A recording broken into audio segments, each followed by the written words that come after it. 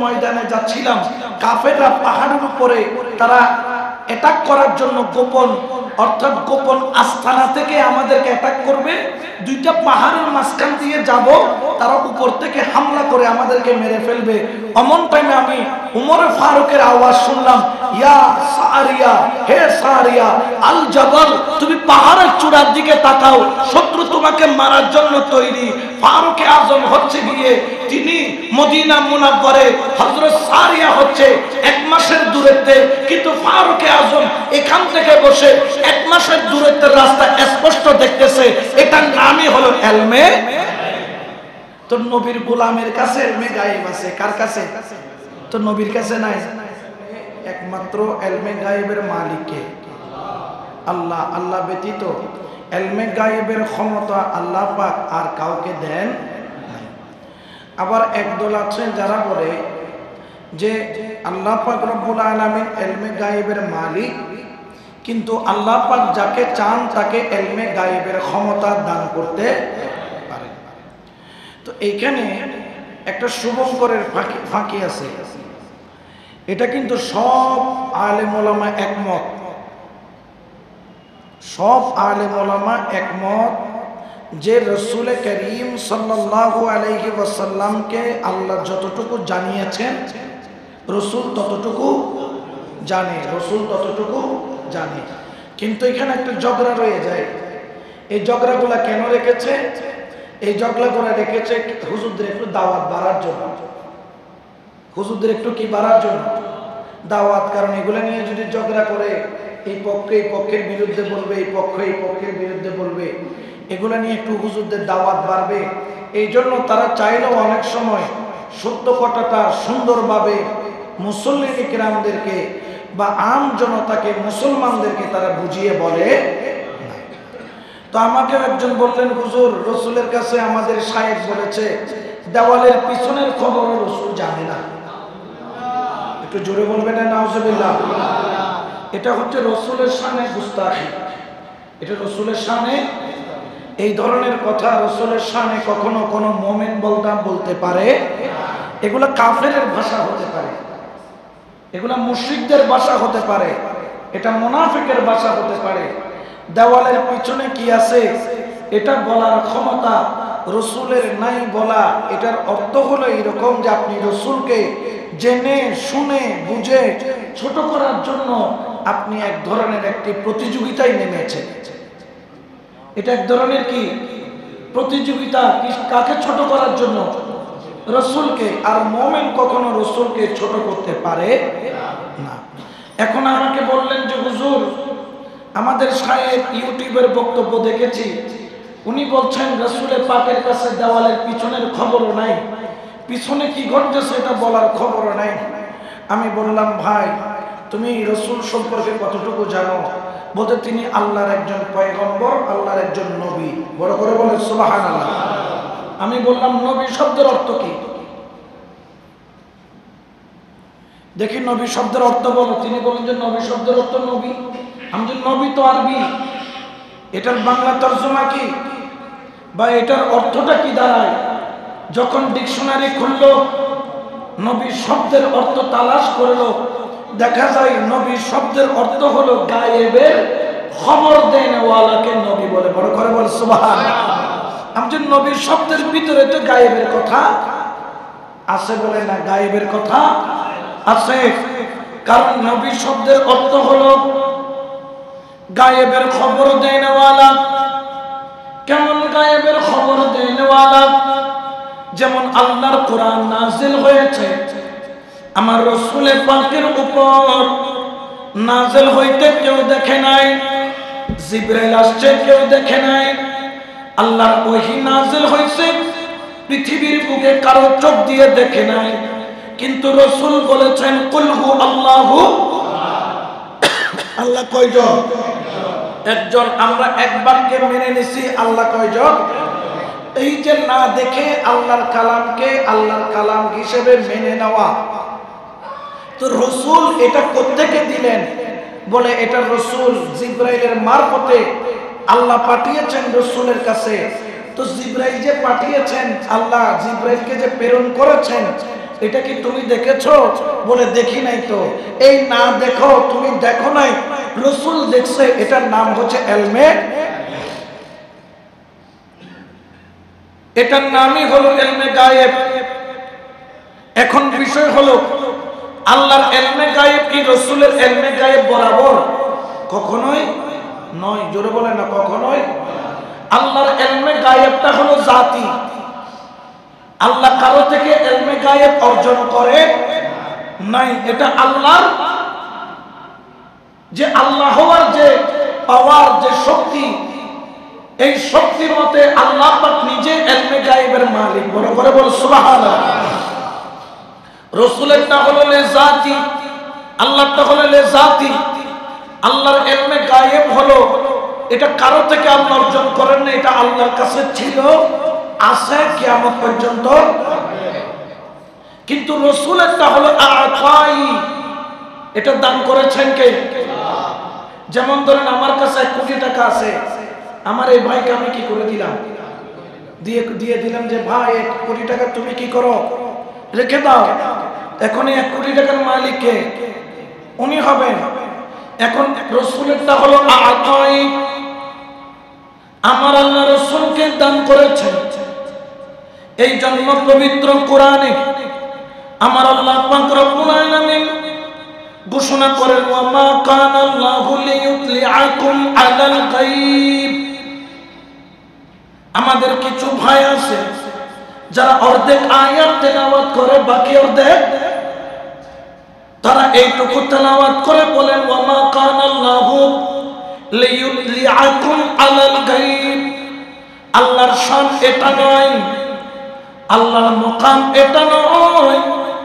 আল্লাহ যাকে তাকে ইলমে গায়েব দান করেন। আমাদের শায়েখরা এই অর্ধেক অংশ তেলাওয়াত করে, তারা বলতেছে দেখো দেখো দেখো, এখানে আল্লাহ বলছেন আল্লাহর শান এটা নয়, আল্লাহ যাকে তাকে ইলমে গায়েব দান করে। আমি বললাম পরের অংশ পড়ো, ওয়ালাকিন্নাল্লাহা ইয়াজতাবি মিন রাসূলিহি মান ইয়াশাউ। কিন্তু আমার আল্লাহ বলেন আমি যাকে তাকে ইলমে গায়েব দান করি না। কিন্তু শুনে রাখো, আমি আল্লাহ ইয়াজতাবি মিন রাসূলিহি মান ইয়াশাউ, আমার রাসূলের মধ্যে, আমার বন্ধুর মধ্যে, আমার পয়গম্বরের মধ্যে আমি আল্লাহ যাকে পছন্দ করি, যাকে বেশি মর্যাদা দান করেছি, আমার বন্ধুর মধ্যে, আমার রাসূলের মধ্যে আমি যাকে নির্বাচন করেছি, আমি আল্লাহ তাকে ইলমে গায়েব দান করি। সুবহানাল্লাহ বলেন। আল্লাহ প্রথমে বলছেন আমি যাকে তাকে ইলমে গায়েব, কিন্তু যাকে ভালো লাগে তাকে। আচ্ছা বলুন তো, আল্লাহর ভালোর জায়গার মধ্যে সবচাইতে আল্লাহ কাকে বেশি ভালোবাসেন? জোরে বলেন না, কাকে? রাসূলের চাইতে অন্য কোন পয়গম্বর বলেন, ওলি বলেন, গৌস বলেন, কুতুব বলেন, আবদাল বলেন, পৃথিবীর বুকে আল্লাহর কাছে আমার নবীর চাইতে বড় কেউ? জোরে বলেন না, বড় কেউ? তো আল্লাহ বলছেন তোমরা কি পাগল হয়ে গেছো? আমি কি রিকশাওয়ালাকে ইলমে গায়েব দিব, ঠেলাগাড়িওয়ালাকে ইলমে গায়েব দিব, বাসওয়ালাকে ইলমে গায়েব দিব, সুদের ব্যবসায়ীকে ইলমে গায়েব দিব, হারাম খানেওয়ালাকে ইলমে গায়েব দিব, বেনামাজিকে ইলমে গায়েব দিব, মিথ্যাবাদীকে ইলমে গায়েব দিব? না না না, আমি যাকে তাকে ইলমে গায়েব দান করি না। কিন্তু আমি আল্লাহ যাকে পছন্দ করি, আমার রাসূলদের মধ্যে আমি তাদেরকে ইলমে গায়েব দান করি। বড় করে বল সুবহানাল্লাহ। এখন আল্লাহ বলছেন দান করেন, দান করার মালিক কে? কেন আল্লাহ কি দান করতে পারে না? যেমন ওনার 2 চোখ দিয়ে কাকে দেখছে? আমাকে দেখছে। আপনারা কাকে দেখতেছেন? খতিবকে দেখতেছেন। আচ্ছা, এই যে দেখার ক্ষমতা এটা দিল কে? আল্লাহ। এই যে মুখে আল্লাহ বললেন, এই আল্লাহ বলার ক্ষমতা দিল কে? আল্লাহ। এখন অনেকে তো মুখে আওয়াজ নাই, জন্মের পর থেকে কথা বলতে, জোরে বলেন না, পারে, তো তাকে ক্ষমতা দেয় নাই কে? আবার অনেক আছে জন্ম থেকে অন্ধ, বলেন না, জন্ম থেকে সে সূর্য দেখে নাই, চন্দ্র দেখে নাই, মানুষ দেখে নাই, বাবা দেখে নাই, মা দেখে নাই, তাকে দেখার ক্ষমতা দেয় নাই কে? দেয় নাই আল্লাহ, কিন্তু আপনাকে দিয়েছেন কে? এখন কোন অন্ধ ব্যক্তি যদি বলে আমি অন্ধ কেন, এই জন্য সারা দুনিয়ার মানুষ অন্ধ, সারা দুনিয়ার মানুষ কি, তাহলে তাকে বলতে হবে আপনি বোকা। আপনি কি বোকা? আপনি অন্ধ হতে পারেন কিন্তু সবাই অন্ধ, আবার আপনি অন্ধ বিদায় সবাইকে অন্ধ মনে করাও উচিত। যেমন ধরেন ইলমে গায়েব কাকে বলে? বৈজ্ঞানিকের ভাষায় হলো যে জিনিস চোখ দিয়ে দেখা যায় না, বলে না দেখা, যেটা ত্বক দিয়ে অনুভব করা যায়, যেটা কান দিয়ে শোনা যায়, যেটাকে অন্তর দ্বারা অনুধাবন করা যায়, এটাকে বলা হয় ইলমে গায়েব। জোরে বলে না ইলমে। যেমন আসমান, এটা কত দূরে, কত দূরে, অনেক দূরে আসমান, কিন্তু আসমান কি গায়েব না হাজির? হাজির। কেন হাজির? তাকে চোখ দিয়ে। আপনাদের এখন ধরেন এসি চলতেছে, বাতাসটাকে কি দেখা যায়? এখন বাতাসটা কি হাজির না গায়েব? না, বাতাসটা হাজির, কারণ ত্বক দিয়ে অনুভব। জোরে বলে না অনুভব। যেটা চোখ দিয়ে দেখা যায় না, নাক দিয়ে সেন্স নেওয়া যায় না, কান দিয়ে শোনা যায় না, ত্বক দিয়ে অনুভব করা যায় না, পঞ্চ ইন্দ্রিয় দিয়ে ধরা যায় না, ওটার নামই হলো ইলমে। যেমন আপনাদের এখানে কি আছে? সামনে কবরস্থান আছে। কি আছে? এই কবরস্থানের মধ্যে কারা শুয়ে আছে? মুদ্দাররা শুয়ে আছে। আচ্ছা বলেন তো, এই কবরস্থানের মধ্যে যারা মুদ্দার, তারা কি অবস্থায় আছেন আপনি কি জানেন? এখন এই মুদ্দাররা কি আমাদের কাছে গায়েব না হাজির? গায়েব। তারা কি গায়েব? কেন? কারণ তাদেরকে আমরা চোখ দিয়ে দেখতেছি না, কান দ্বারা অনুভব করতেছি, শুনতেছি না, নাক দিয়ে তাদের কোনো ফ্লেভার পাচ্ছি না, ত্বক দ্বারা তাদের কোনো অনুভূতি আমরা। কারণ কবরে কি অবস্থায় আছে এটা একমাত্র কে জানে? জোরে বলেন না কে? এই কবরের জ্ঞান কি অবস্থায় আছে এটার জানার মালিক কে? কিন্তু একদিন বুখারী শরীফের মধ্যে আছে, আমার দয়াল নবী এক কবরস্থানের সামনে দিয়ে হেঁটে যায়। দয়াল নবী হঠাৎ করে দাঁড়িয়ে গেলেন। দাঁড়িয়ে যাওয়ার পরে আমার দয়াল নবী খেজুরের একটা ঢাল নিলেন, দুই টুকরা করলেন, একটা ডাল এক কবরে দিলেন, আরেকটা ঢাল আরেক কবরে দিলেন। এই জন্য কোন মাইয়ত মারা গেলে আমরা সেই কবরের উপর খেজুরের ডাল দেই। সাহাবারা বললেন, ইয়া রাসূলুল্লাহ, আপনি কেন খেজুরের ডাল দিলেন? আমার রাসূল বলতেছে, আমি আমার নবুয়তের চোখ দিয়ে দেখতেছি এই দুই কবরের মধ্যে আযাব চলতেছে। কি চলতেছে? ইয়া রাসূলুল্লাহ, আমরা তো দেখতেছি না, আপনি কিভাবে জানেন? এটার নামই হলো ইলমে। জোরে বলেন না ইলমে। এই জন্য রাসূল দুইটা কি দিলেন? ঢাল দিলেন। একটা ঢালকে ভেঙে কয় টুকরা করলেন? কিসের ঢাল? খেজুর গাছের ঢালকে দুই টুকরা করে দুই কবরে দিয়ে বললেন, ইয়া রাসূলুল্লাহ, কিসের আযাব চলতেছে? দেখেন সে মারা গেছে অনেক আগে, তার গুনাহ কি কেউ বলতে পারে না, কিন্তু রাসূল বলতেছেন আমি জানি তাদের গুনাহ কি। ইয়া রাসূলুল্লাহ কি? বলে একজন প্রস্রাব করার সময় সতর্কতা অবলম্বন করত, অর্থাৎ প্রস্রাব করলে গায়ে কি করতো? সিটা পড়তো। আসে না নাই? এই যে আমাদের এখানে কুমিল্লা একটা আছে না, কুমিল্লার মানুষ আছেন না, দেখেন আমার রাগটা কইরেন না। এখান থেকে ঢাকা যখন যাই, কুমিল্লা আছে না, আমরা সেখানে গাড়িগুলা কি দেয়? স্টপেজ দেয় কিনা? একটা বিখ্যাত হোটেল আছে, হোটেল দেখছেন নাম আপনারা জানেন। ওইখানে যাইয়া মোটামুটি মানুষ একটু শরীর কি করে হালকা, আবার কিছু খাওয়ার দরকার হলে তো বেশিরভাগ মুসলমানের ছেলে দেখি প্রস্রাব করে বসে না, দাঁড়াইয়া। ট্রাক্টরে দৌড়লাম, কিরে ভাই ব্যাপার কি? বলে হুজুর কি হয়েছে? আমি বললাম তুমি মুসলমান যদি হইতা তাহলে বসে প্রস্রাব করতা, আর যদি আমাদের এখানে বসে প্রস্রাব করে কারা? মুসলমানরা বলে না কারা? আর এক পাও তুলে প্রস্রাব করে কারা? এক পাও তুলে করে কারা? কুকুর। কুকুর এক পাও তুলে করে কারা? তা আমি বললাম তুমি মুসলমানও না, তুমি এক পা তুলে করলে কুকুরইও মনে করতাম, আর পয়সা করলে মুসলমান মনে করতাম, তুমি তো মুসলমানও নাও, আসলে তুমি কি এটা কইলি বাজে হুজুর, এটা কি ফতোয়া? কয় হুজুর এটার থেকে তো জুতা দিয়ে দুইটা বাড়ি মারলে আর কি লাগতো, ভালো লাগতো। আমি বললাম ভাই আমার কথা আজকে খারাপ লাগতেছে, কিন্তু কালকে কবরে গেলে বুঝবা এটার সাজা কি। আমার রাসূল করিম একজনের কবরের মধ্যে কেন আযাব চলে বলেন? ওই ব্যক্তি প্রস্রাব করার সময় সতর্কতা অবলম্বন করে নাই, আর একজন ব্যক্তি সুবল করছিল। আমার রাসূল দুজনের কবরের আযাবের কারণ সহ পুরো ডিটেইলস এক বাক্যে বলে দিলেন। করে বলেন সুবহান। এই যে বলে দেওয়ার ক্ষমতার নাম হলো ইলমে গায়েব।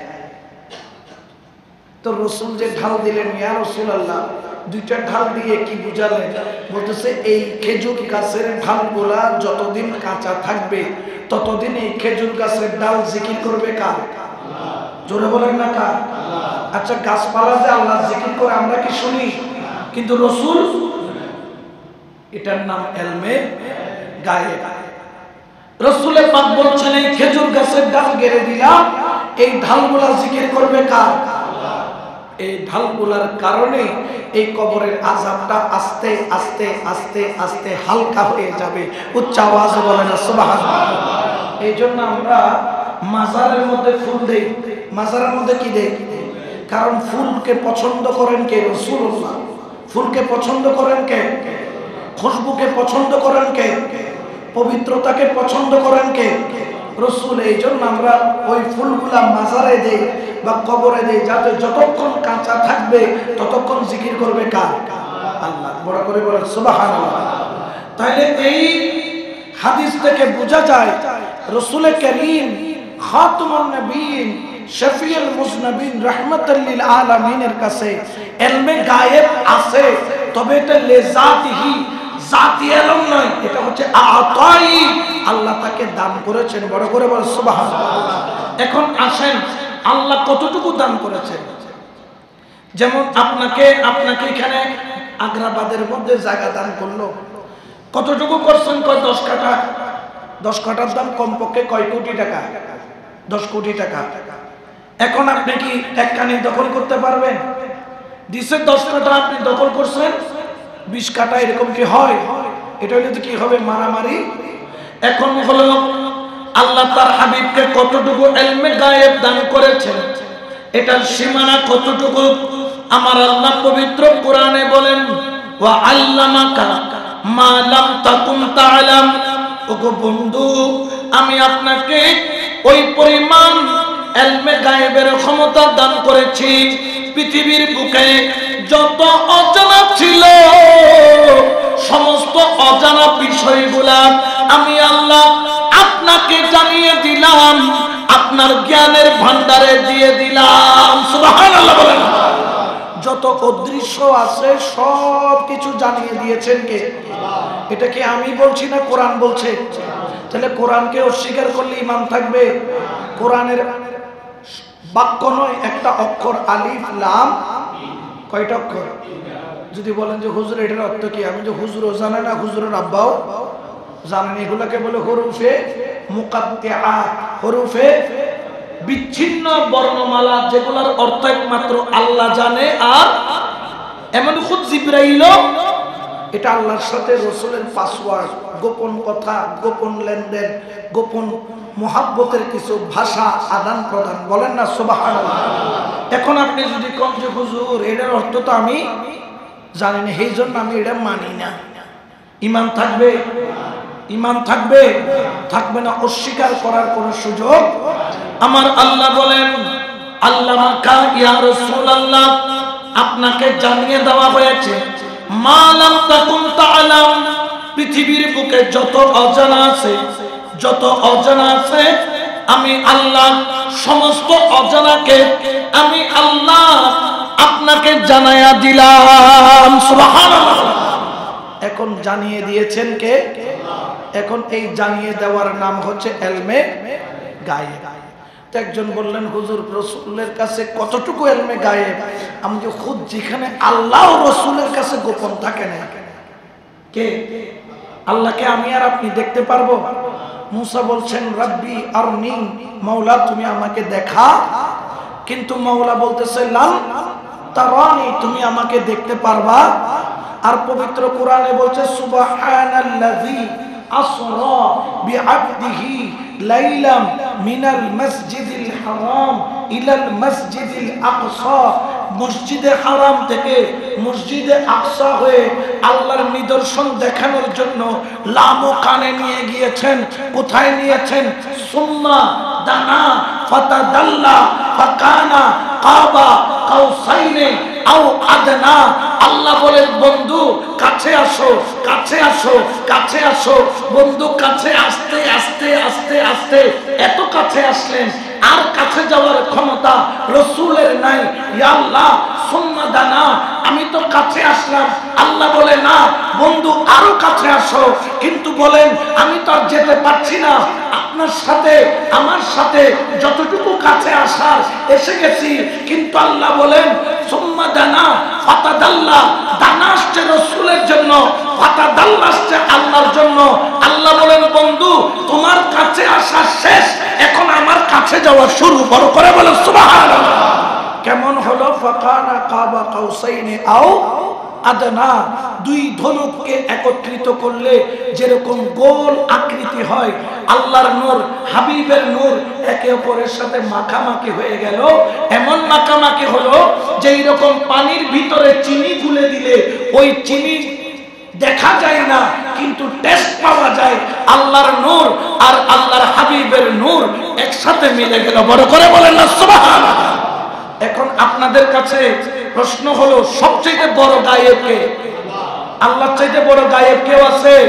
কিন্তু সে আল্লাহ রসুলের কাছে গায়েব থাকেন নাই। মেরাজে দাওয়াত দিয়ে সে গায়েব কেউ আল্লাহ তার বন্ধুর সামনে স্পষ্ট করে দিলেন আর জানিয়ে দিলেন পৃথিবীর সবচাইতে বড় গায়েব আমি আল্লাহ। আল্লাযীনা ইউমিনুনা বিল গায়ব, আমরা যারা ঈমান এনেছি আল্লাহকে না দেখে এনেছি, কিন্তু আমার আল্লাহ বলেন বন্ধুরে আমি আল্লাহর চাইতে বড় গায়েব আর কেউ নাই, কিন্তু আমি আল্লাহ তোমার কাছে গায়েব থাকি নাই। মেরাজে দাওয়াত দিয়ে আমি আল্লাহ নিজেকে তোমার সামনে উপস্থাপন করলাম, তোমাকে দাওয়াত দিয়ে আনলাম, যাতে জগৎবাসী বলতে না পারে তুমি ইলমে গায়েব জানো না। আমি আল্লাহ তোমার কাছে প্রকাশ হয়ে গেলাম। খুব আল্লাহ নিজে ঘোষণা করে দিলেন যেহেতু আল্লাহ রসুলের কাছে প্রকাশ হয়ে গেলেন, এর চাইতে আরো বড় গায়েব হতে পারে? তো যেখানে খুব আল্লাহ পর্যন্ত রসুলের কাছে গায়েব নাই, সেখানে আর কি বাকি আছে? সুবহানাল্লাহ বলেন। এখন আসেন একটু হাদিস শরীফ থেকে একটু যাই, কি পরিমাণ গায়েব রসুলে পাকের ক্ষমতা আছে। অনেকে আসেন গায়েব মানে না, কিন্তু বুখারী শরীফ রসুলের ইলমে গায়েব মানে না, কিন্তু বুখারী শরীফ মানে। হেতে কই মারে, এটা এক নাম্বার, এটা ঠিক আছে, পড়তে দিলে পড়তে পারতো না। হেতে বগলের নিচে বাংলা বুখারী শরীফ নিয়ে ফতোয়া দেয়, আছে না নাই? বাংলা মুফতি আর কি, কি মুফতি? বাংলা মুফতি যারা বলে যে খুতবা বাংলা দিলেই চলবে, নামাজ বাংলা পড়াইলেও চলবে, হেতে পারে না, এই জন্য বাংলা পড়াইতে খুব ইচ্ছা। এখন আসেন যারা বুখারী শরীফ বলে বলে আমাদেরকে ফতোয়া দেন, একটু তাদেরকে সামনে একটু বুখারী শরীফটা খুলি। বুখারী শরীফ প্রথম খণ্ড কিতাবুল বাদিইল খালক অধ্যায়ের মধ্যে পৃষ্ঠা নাম্বার হলো 453 নাম্বার পৃষ্ঠা। হযরত ওমর ফারুক রাদিয়াল্লাহু তাআলা ওনার থেকে রওয়ায়াত, তিনি বলেন ক্বালা কামা ফিনা রাসূলুল্লাহ, সবাই বলেন সাল্লাল্লাহু আলাইহি ওয়াসাল্লাম, মাকামান ফা আখবারনা আন বাদিইল খালকি হাত্তা দাখালা আহলুল জান্নাতে মানাজিলাহুম ওয়া আহলুন নার মানাজিলাহুম। আমার ফারুক আযম বলেন একদিন আমার নবী আমাদের সামনে দাঁড়ালেন, নবুয়তের জজবা আমার নবীর মধ্যে চলে আসলো। নবী আমাদের সামনে দাঁড়াইয়া মাকামান একটা মাকামে দাঁড়ালেন, ফা আখবারনা আমাদেরকে খুতবা দেওয়া আরম্ভ করলেন। খবর দেওয়া আরম্ভ করলেন, সংবাদ দেওয়া আরম্ভ করলেন। কিসের সংবাদ? আন বাদিল খালকে, পৃথিবীর সৃষ্টির শুরু থেকে আমার কামলিওয়ালা নবী আমাদেরকে সংবাদ দেওয়া আরম্ভ করলেন। পৃথিবীর সৃষ্টির শুরু, আল্লাহর সৃষ্টির শুরু থেকে আমাদেরকে খবর দেওয়া আরম্ভ করলেন। হাত্তা বলতে বলতে বলতে বলতে বলতে বলতে কতটুকু বললেন? দাখালা আহলুল জান্নাতে মানাজিলাহুম, আমার নবী আমাদেরকে নাম ধরে ধরে কোন ব্যক্তি জান্নাতে যাবে, কোন ব্যক্তি জাহান্নামে যাবে, আমার নবী নাম ধরে ধরে পৃথিবীর শুরু থেকে জান্নাত পর্যন্ত, জাহান্নাম পর্যন্ত সব কিছু এক দাঁড়াতে বলে দিলেন। বড় করে বলেন সুবহানাল্লাহ। এখন কালকে কি হবে এটা বলার ক্ষমতা কারো আছে? 1 ঘন্টা পরে কি হবে এটা বলার ক্ষমতা কারো আছে? এটা বলার ক্ষমতা কারো? কিন্তু রাসূলের পাক এক বসাতে বদিল খালকে, সৃষ্টির আল্লাহ স্রষ্টার সৃষ্টির শুরু থেকে কিয়ামতের ময়দানে কোন ব্যক্তি জান্নাতে যাবে, কোন ব্যক্তি জাহান্নামে যাবে, সেটা সহ এক বসাতে যিনি বলেছেন তিনি হলেন রাহমাতাল লিল আলামিন। তাহলে রাসূলের কাছে এই ইলমে গায়েবটুকু আছে না নাই? তো না থাকলে তিনি বললেন কিভাবে? আবার এটা বুখারী শরীফের হাদিস। বড় করে বলেন না সুবহানাল্লাহ।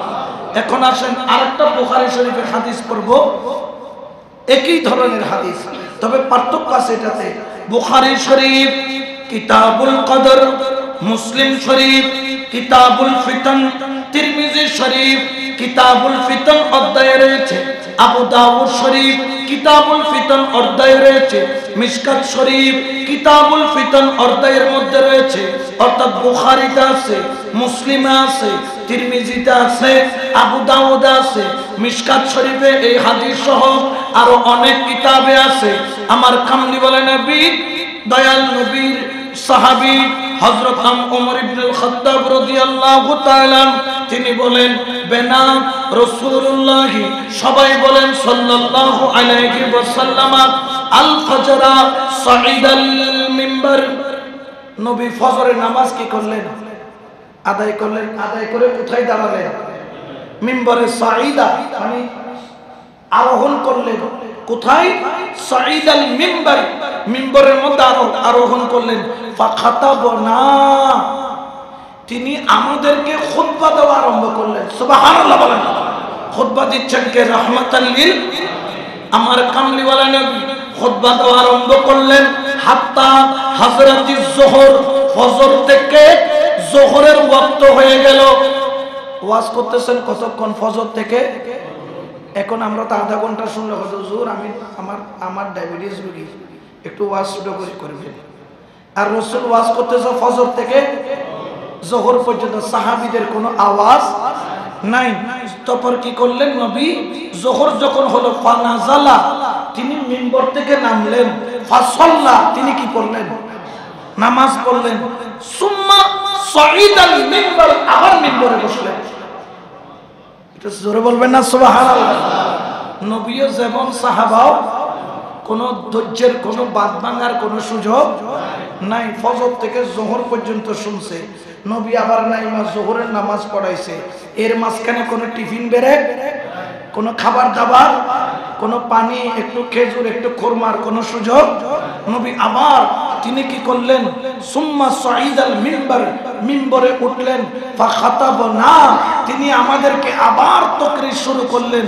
হাত্তা হাজরাতিল আসর, যোহর থেকে কি হয়ে গেছে? আসর যখন হলো, সুম্মা নাযালা, নবী মেহরাব থেকে নামলেন। ফাসাল্লা, তিনি কি করলেন? নামাজ পড়লেন। নামাজ পড়ার পরে সুম্মা সাঈদাল মিম্বার, আবার মিম্বরে বসলেন। এখন ফজর থেকে যোহর, যোহর থেকে এখন আসরের পরে আবার কোথায়? মিম্বরে বসলেন। সুম্মা সাঈদাল মিম্বার ফাখাতাবনা, তিনি আমাদেরকে খুতবা দেওয়া আরম্ভ করলেন। হাত্তা গারাবাতিশ শামস, সূর্য কি হয়ে গেল? গারাবাতিশ শামস, শামস মানে কি? সূর্য। গারাবাত মানে কি হয়ে গেল? অস্তমিত হয়ে গেল। অর্থাৎ মাগরিব শেষ। মাগরিবের নামাজ আদায় করলেন। রাত্রে বেলা তাকরীর করলেন, সূর্য ডুবে গেল। ফাআখবারনা বিমা কানা বিমা হুয়া, সকাল থেকে রাত পর্যন্ত আমার নবী কি বললেন? বলতেছেন পৃথিবীতে যা হয়েছে কিয়ামত পর্যন্ত যা যা যা কিছু হবে আমার নবী এক খুতবার মধ্যে ফজর থেকে যোহর, যোহর থেকে আসর, আসর থেকে মাগরিব, মাগরিব থেকে এশা, এশা থেকে রাত পর্যন্ত তাকরীর করে করে আমার নবী দুনিয়াতে যা হয়েছিল, যা হচ্ছে, যা হবে সব কিছু একসাথে বলে দিলেন। বড় করে বলেন সুবহানাল্লাহ। এই যে বলে দেওয়ার নাম হচ্ছে ইলমে গায়েব। আমি একদম শব্দ শব্দ ব্যাখ্যা করে বলতেছি যাতে আপনাদের বুঝতে কোনো অসুবিধা না হয়। তো হযরত ফারুক আজম বললেন ওয়াজ তো ছোট নয়, ওয়াজ তো অনেক বড়। এত লম্বা ওয়াজ করলেন রাসূল। ক্বালা ফাআল্লামনা আহফাজনা, বললেন যার জ্ঞান ভালো সে মনে রাখতে পারছে সব, আর যার জ্ঞান ভালো না সে সব কিছু মনে রাখতে পারে নাই। তাহলে রাসূল করিমকে পৃথিবীর শুরু থেকে শেষ পর্যন্ত বলার ক্ষমতা দান করেছেন কে? এই জন্য আমার আল্লাহ পবিত্র কোরআনে বলেন ওয়া মা হুয়া আলাল গায়বি বিজানিন, এই আমার বান্দারা তোমরা এমন একজন নবী পেয়েছো যিনি গায়েবের খবর দিতে, গায়েবের কথা বলতে, গায়েবের সংবাদ দিতে বখিলতি করে না, কৃপণতা করে না। যেমন ধরেন বনি ইসরাইল যুগে ৭২ ফেরকা ছিল, আমার নবীর উম্মতের মধ্যে ৭৩ ফেরকা হবে। ও নবী তুমি কেমনে জানো ৭৩ ফেরকা হবে? নবী বলেন শুধু তাই নয়, আমি জানি তাই নয়, ৭৩ ফেরকার মধ্যে ৭২টা যাবে জাহান্নামে, একটা মাত্র দল, যেই দল জান্নাতে যাবে ওই দল হলো কারা? আমার রাসূল বলে যেই দলে আমি রাসূলের চর্চা আছে, আমার সাহাবীর তাজিম আছে, এই দলের নাম হলো আহলে সুন্নাত ওয়াল জামাত। বড় করে বলেন সুবহানাল্লাহ। তো ৭৩ দল হবে এটা কেমনে জানে? ৭৩ দল তো হয়েছে আরো অনেক পরে, কিন্তু রাসূল বলতেছে আরো। যেমন ধরেন বদরের ময়দানে যখন রাসূলের পাক গেলেন, বদরের আগের দিন যুদ্ধ হবে কালকে, রাসূল আগের দিন বদরের ময়দানে গিয়ে বলতেছে এই জায়গায় আবু জাহেল মরবে, এই জায়গায় উতবা মরবে, এই জায়গায় সাইবা মরবে, এই জায়গায় ফুলান ইবনে ফুলান মরবে, অমুক জায়গায় ফুলান ইবনে ফুলান মরবে, অমুক জায়গায় ফুলান ইবনে ফুলান মরবে। কোন কোন জায়গায় কে কে মারা যাবে নাম ধরে জায়গা সহ রাসূল বলে দিলেন। ওই সাহাবী যখন যুদ্ধ শেষ হলো বদরের ময়দানে রাসূলের কথা মিলাচ্ছেন, দেখি রাসূলের কথা মিলাছে কিনা।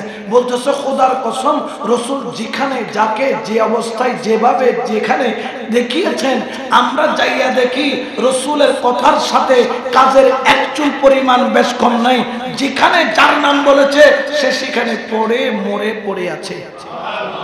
তাহলে এটার নাম হচ্ছে ইলমে গায়েব, এটার নাম ইলমে গায়েব। এই জন্য তো শায়ের বলেন কোন পাগল বলে নবী গায়েব জানে না, আরে কোন পাগল বলে নবী গায়েব জানে না, এলমের শহর গো নবী শাহে মদিনা, হায়রে এলমের শহর গো নবী শাহে মদিনা।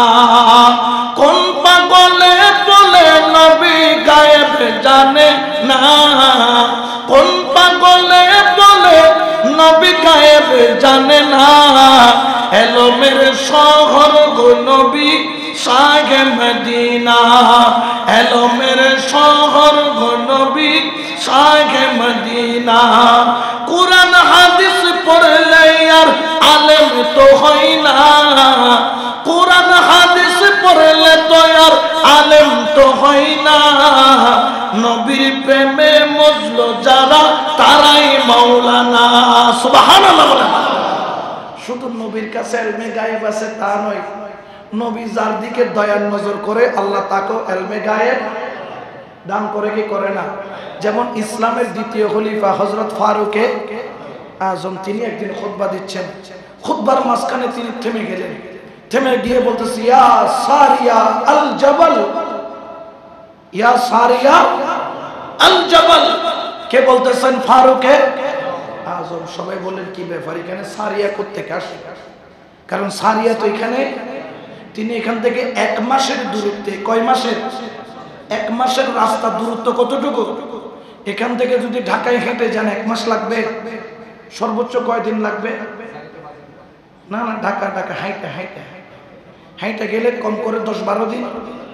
10-12 দিন থেকে বেশি লাগবে না। আমাদের দরবারে একবার সিলেট থেকে হেঁটে এসেছে, সিলেট থেকে 15 দিনে নিয়ত করেছে। সিলেট থেকে হেঁটে এসেছে কয় দিনে?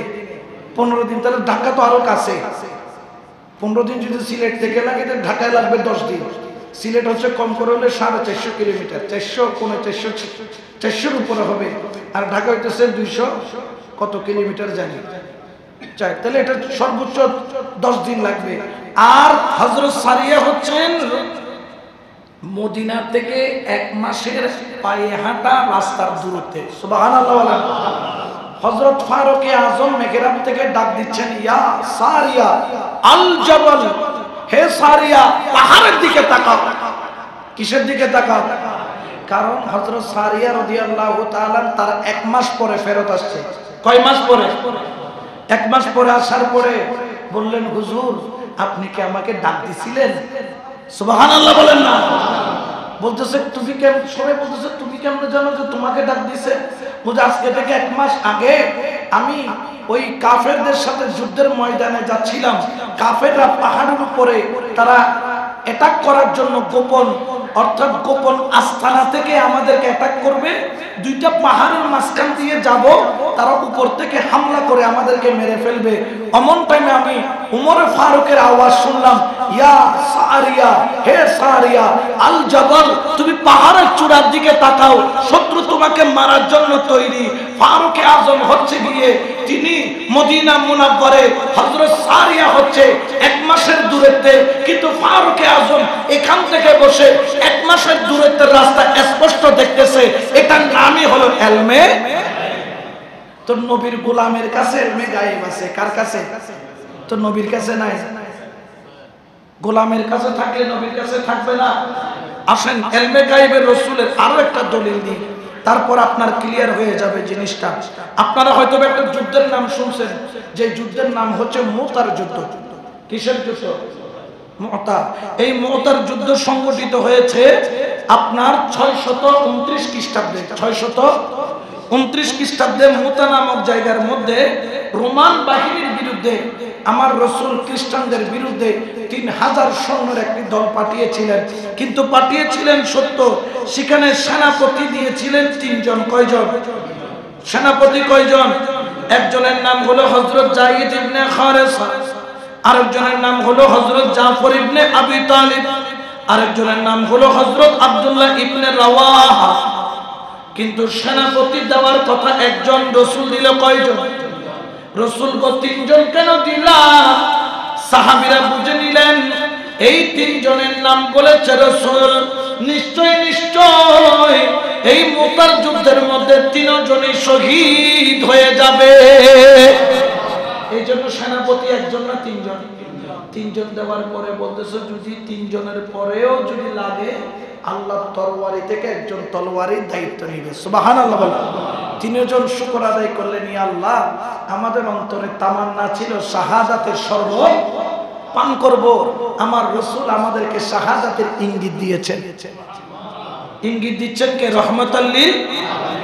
আসলে হাদিস খানা পড়ি, বুখারী শরীফ কিতাবুল মাগাজি অধ্যায়ের মধ্যে বাবু গজওয়াতুল মুতা, এই অধ্যায়ের মধ্যে হাদিস খানা আছে। আমার কামলিওয়ালা নবীর প্রাণপ্রিয় সাহাবী হযরত আনাস রাদিয়াল্লাহু তাআলা থেকে রওয়ায়াত, আন্না নবিয়্যা, সবাই বলেন সাল্লাল্লাহু আলাইহি ওয়াসাল্লামা, নাআ যাহিদান জাফরান ওয়া ইবনে রাওয়াহাতান। 3 জন সেনাপতি দিলেন। একজনের নাম হলো যায়েদ, একজনের নাম হলো জাফর ইবনে, আরেকজনের নাম হলো ইবনে রাওয়াহা। মোট কয়জন? 3 জন সেনাপতি দিলেন। লিন্নাস ক্বাবলা আইয়াতিয়াহুম খবরাহুম, কিন্তু তারা শহীদ হয়েছে খবর আসছে অনেক অনেক অনেক অনেক পরে।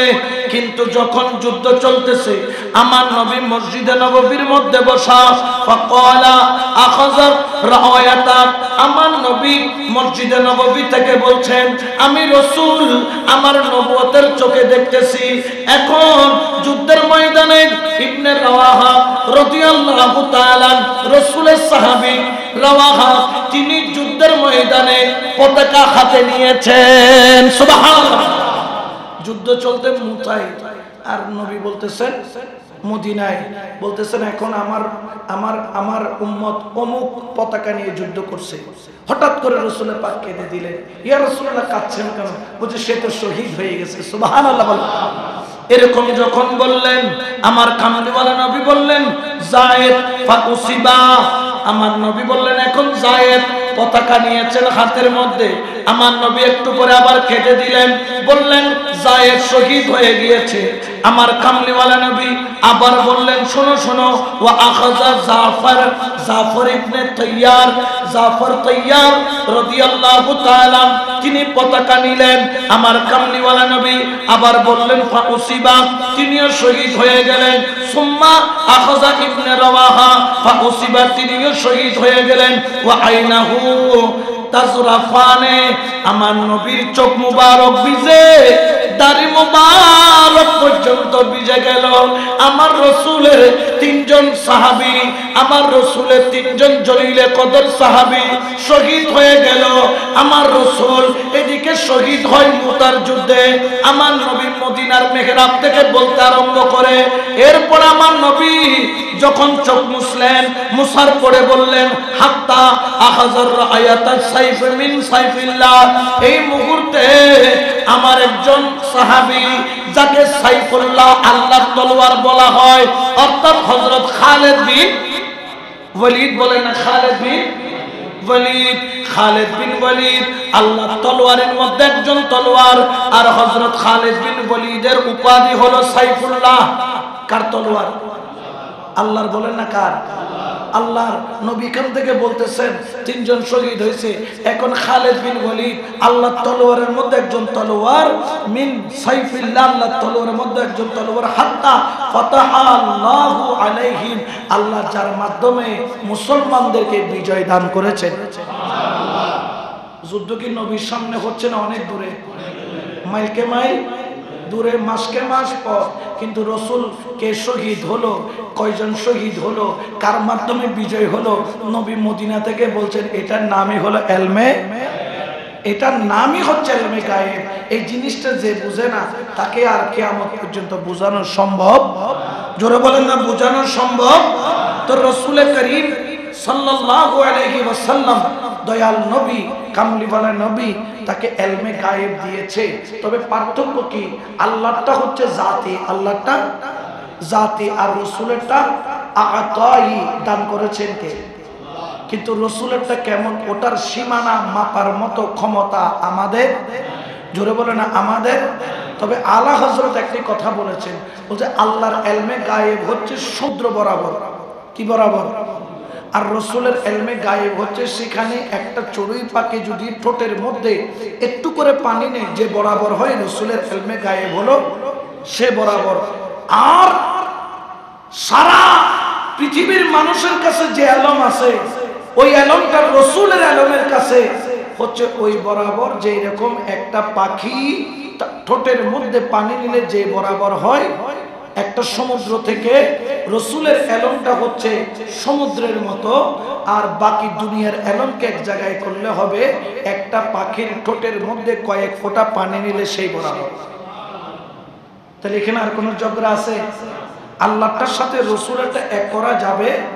আল্লাহটাকে বলেছেন কিসের মতো? সাগরের মতো। তারপর বলছেন রাসূলেরটা হলো একটা চড়ুই পাখির ঠোঁটে কয়েক ফোঁটা পানি নেই সেই বরাবর। কিন্তু সেই বরাবরটা কেমন? ওইটাও একটা সাগরের মতো। ওই সাগরে সারা পৃথিবীর মানুষের ইলম ডুবিয়ে দিলে হবে চড়ুই পাখির ঠোঁটের দুই এক ফোঁটা পানি মতো। তাহলে আল্লাহটার সাথে আমরা রাসূলের ইলমকে কখনো এক করা যাবে? এই জন্য প্রথমেই বলেছি রাসূলেরটা হচ্ছে, আল্লাহটা হচ্ছে জাতি, আল্লাহটা কি, আর রাসূলেরটা হলো আ'তাই দান করেছেন কে? আল্লাহ। আল্লাহ পাক দান করেছেন এমন এলম, যেমন ধরেন পৃথিবীর যত গায়েব, অতীত, বর্তমান, ভবিষ্যৎ সব কোরআনে আছে না নাই? জোরে বলেন আছে না নাই? যত সংবাদ পৃথিবীর যা কিছু ঘটেছে, ঘটতেছে এবং ঘটবে, টুইন টাওয়ার হামলা হবে, এটা অনেকে কোরআন থেকে রিসার্চ করে বের করছে, কিন্তু এটা 1400 বছর আগে নাযিল হয়েছে। টুইন টাওয়ার হামলা হয়েছে কত সালে? 2000 সালে। এখন ওখানে যে হামলা হইলো, আলেমরা ওইটাও কোরআন থেকে কি করছে? বের করছে। তাহলে কোরআনে অতীতে যা ঘটেছে, বর্তমানে যা ঘটছে, ভবিষ্যতে যা ঘটবে সব কোথায় আছে? আর আল্লাহ বলছেন আর রহমান আল্লামাল, রহমান তিনি যাকে কোরআন কি করেছে? শিক্ষা দিয়েছেন। কাকে? রাসূলকে। শিক্ষা দিয়েছেন কে? জোরে বলেন না কে? রাসূলকে কোরআনের জ্ঞান শিক্ষা দিয়েছেন আল্লাহ। তাইলে কোরআনের ভিতর সব আছে। আর কোরআনটা রাসূলকে আল্লাহ শিখিয়েছেন, তার অর্থ কোরআনের জ্ঞান সব কিছু রাসূলের ভিতরে আছে। এর দ্বারা প্রমাণিত হয় আমার রাসূলের কাছে ইলমে গায়েবের নিয়ামত আছে।